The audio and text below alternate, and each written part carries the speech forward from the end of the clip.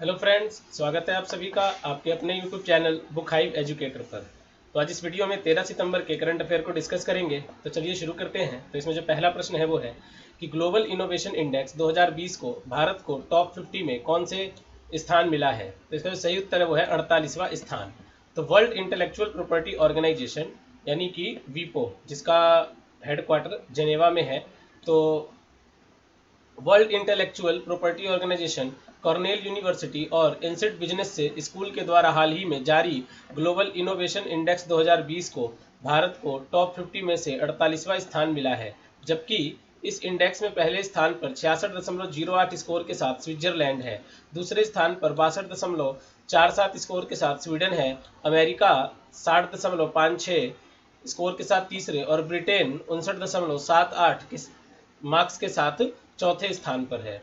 तो अब आते हैं हम लोग दूसरे प्रश्न पर। दूसरा प्रश्न है कि स्टार्टअप को बेहतर इकोसिस्टम उपलब्ध कराने के मामले में जारी डीपीआई आईटी रैंकिंग 2019 में भारत का कौन सा राज्य लगातार दूसरे साल बेस्ट परफॉर्मर रहा है। तो गुजरात जो है लगातार दूसरे साल बेस्ट परफॉर्मर रहा है। तो स्टार्टअप को बेहतर इकोसिस्टम उपलब्ध कराने के मामले में जारी डीपीआई आईटी रैंकिंग 2019 में भारत का गुजरात राज्य लगातार दूसरे साल बेस्ट परफॉर्मर रहा है। इस रैंकिंग में 22 राज्यों और 3 केंद्र शासित प्रदेशों ने हिस्सा लिया है और जारी रैंकिंग में 7 क्षेत्रों में सुधार के आधार पर 30 अंक दिए जाते हैं। तो अब आते हैं अगले प्रश्न पर। अगला प्रश्न है कि हाल ही में किस संस्थान ने सब्जियों और फलों को सूक्ष्म कीटाणुओं से मुक्त करने के लिए नया कीटाणुनाशक स्प्रे विकसित किया है। तो इसका जो सही उत्तर है वो है आईपीएफटी। तो एक्सप्लेनेशन की बात करें तो हाल ही में आईपीएफटी यानी कीटाणुनाशक सूत्रीकरण प्रौद्योगिकी संस्थान ने सब्जियों और फलों को सूक्ष्म कीटाणुओं से मुक्त करने के लिए नया कीटाणुनाशक स्प्रे विकसित किया है। इस स्प्रे वनस्पतिक आधारित विषाणु और जीवाणुरोधी है और यह सूक्ष्म जीवाणुओं विषाणुओं द्वारा विभिन्न संक्रामक रोगों के नियंत्रण में प्रभावी उपाय हो सकता है। तो अब आते हैं अगले प्रश्न पर। चौथा प्रश्न है कि श्री अमित शाह ने किस शहर में 222.17 करोड़ रुपए के विभिन्न विकास कार्यों का लोकार्पण व शिलान्यास किया है। तो इसका सही उत्तर है भी अहमदाबाद। तो श्री अमित शाह ने हाल ही में गांधीनगर क्षेत्र के लिए 45.97 करोड़ रुपए के 306 विकास कार्य और अहमदाबाद क्षेत्र के लिए 176 करोड़ रुपए के 4 विकास कार्य के लिए लोकार्पण और शिलान्यास किया है। साथ ही प्रधानमंत्री आवास योजना के अंतर्गत 464 परिवारों को घर, 131 करोड़ रुपए की लागत से शुद्ध पानी पहुंचाने की पाइपलाइन और सड़क व तालाब जैसे विकास कार्य जनता को समर्पित किए हैं। तो अब आते हैं अगले प्रश्न पर। पांचवा प्रश्न है कि इनमें से किस स्मार्टफोन निर्माता कंपनी ने विश्व के पहले फ्लोटिंग रिटेल मोबाइल स्टोर का उद्घाटन किया है। तो इसका सही उत्तर है बी एप्पल।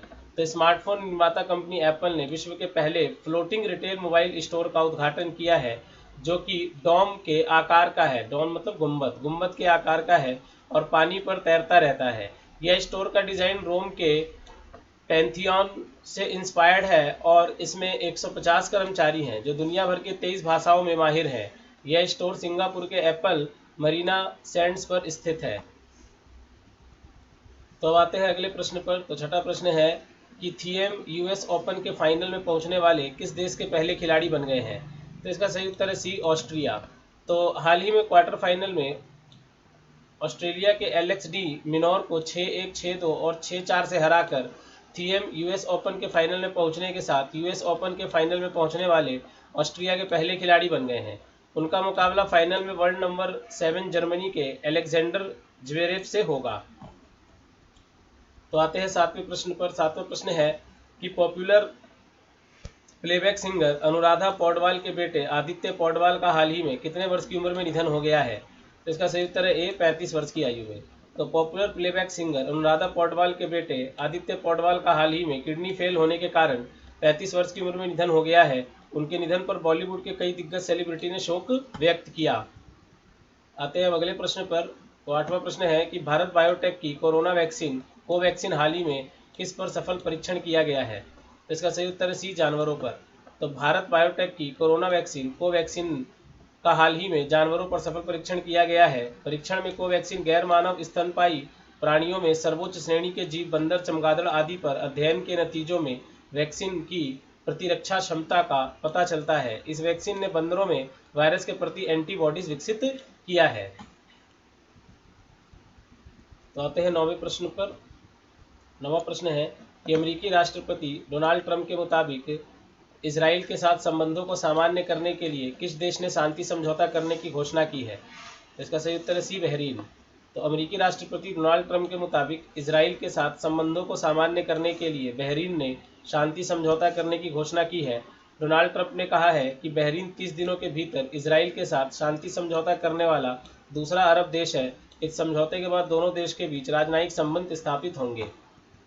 तो अब आते हैं आज के 10वें प्रश्न पर। तो 10वां प्रश्न है कि निम्न में से किस देश का डेफिसिट इस बजट वर्ष के पहले 11 महीने में रिकॉर्ड 3 लाख करोड़ डॉलर तक पहुंच गया है? तो इसका सही उत्तर है डी, अमेरिका।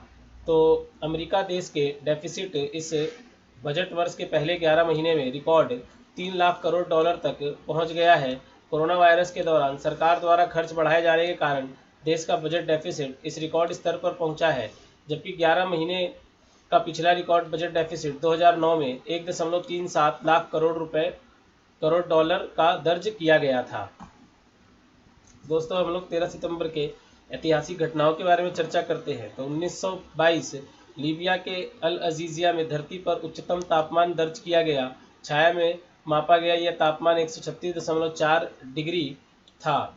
तो दोस्तों, ये आज तक हमारी धरती पर सबसे अधिक मापा गया तापमान है। ये फ़ारेनहाइट में है 136.4 और वैसे ये डिग्री में 57.7 डिग्री सेल्सियस होता है, जो कि आज तक पृथ्वी पर सबसे अधिक मापा गया तापमान है 1922 में लीबिया के अल अजीजिया शहर में। तो आते हैं अगले पॉइंट पर। भारतीय प्रधानमंत्री जवाहरलाल नेहरू ने 40 लाख हिंदुओं और मुसलमानों के पारस्परिक स्थानांतरण का सुझाव दिया। 2002 इजराइल ने फिलिस्तीन अधिकृत गाजा पट्टी पर हमला किया। 1973 भारतीय अभिनेत्री महिमा चौधरी का जन्म हुआ। 1929 लाहौर जेल में भूख हड़ताल के 63 दिनों के बाद जतिन दास की मौत हो गई। तो दोस्तों, ये हमारे आज के करंट अफेयर और ऐतिहासिक बिंदु थे। तो अब हम लोग अगले करंट अफेयर के साथ मिलते हैं। और एक चीज़ और कि आप लोग हमारे इस वीडियो को शेयर जरूर करें, लाइक जरूर करें और हमारे चैनल को सब्सक्राइब जरूर कर दें। तो मिलते हैं अगले करंट अफेयर के साथ। तब तक अपना ख्याल रखें। धन्यवाद।